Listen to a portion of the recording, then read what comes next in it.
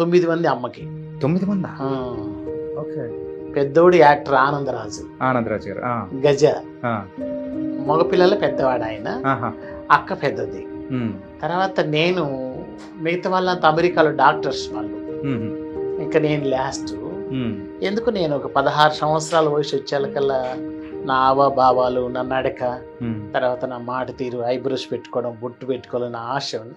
అలాగే నేను బొంబాయికి వెళ్ళిపోయా. బొంబాయికి వెళ్ళిన తర్వాత ఒక నెల వరకు మా ఇజ్రాయల్తో కలిసి నేను భిక్షాటన చేస్తూ వచ్చాను. ఉమ్. మమ్మీ వచ్చింది, నాన్న నువ్వు ఎలాగన్నా ఉండరా.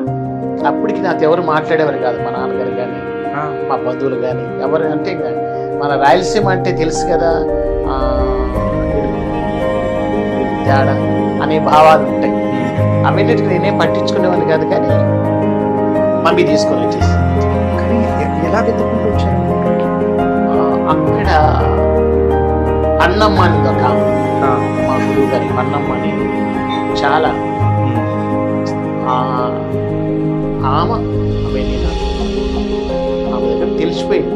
ఆమె వచ్చి తీసుకొని వచ్చిందంటే సమాజంలో విలువ ఉండదు. అమ్మకు మంచి పేరు, స్వరలత అంటే చాలా 200 ఎకరం పొలము, ఎనుములు ఉన్నాయి, తర్వాత లారీలు ఉన్నాయి. చాలా మంది మా తాత పేరు రామ సుబ్బన్న, భోగ సుబ్బన్ అంటే తెలియని వాళ్ళు సుబ్బన్న అంటే తెలియని వాళ్ళంటే లేదు. తాతగారు ఆయన బిజినెస్ చేశాడు. మొట్టమొదటి యాపకాయలు వ్యాపారం చేశాడు. తర్వాత హోటల్ బిజినెస్ పెట్టాడు పొద్దుటూరులో. అలా చేస్తూ సినిమా రంగంలో అమ్మ ఇక్కడి నుంచి రూపాయి పంపిస్తూ వచ్చింది. ఇక్కడ చెన్నైలో ఉన్నప్పుడే. అప్పటికి మమ్మీకి అంబేద్కర్ కార్డు 3 ఉండేది. అంటే తాతగారు పంపించింది ఏం లేదు, మా తాతగారికి సంబంధం లేదు. పాటలు పాడుతూనే అమ్మగారు. అప్పట్లో మమ్మీకి ఎంత అనుకుంటున్నాం, పాటకు 500.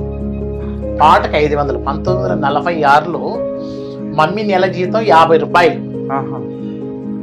కానీ ఇక్కడ పొలాలు ఉన్నాయి, మనకు ఒడ్లు పండుతున్నాయి, వరి ఉంది. ఇక్కడేమో మనకి మిషన్లు ఉంటాయి, రైస్ మిల్లు. అలా ఆడించుకునేది ఇంకా బియ్యం కొనాల్సిన అవసరంలా. తమిళకి ఆ బియ్యం వేరుగా ఉంటాయి. ఇక్కడ నుంచి అమ్మ మూటలు బియ్యం వచ్చేది, కొనాల్సిన అవసరంలా. కృష్ణాల మనకు అన్నీ ఉంటాయి అట్లా. ఓకే.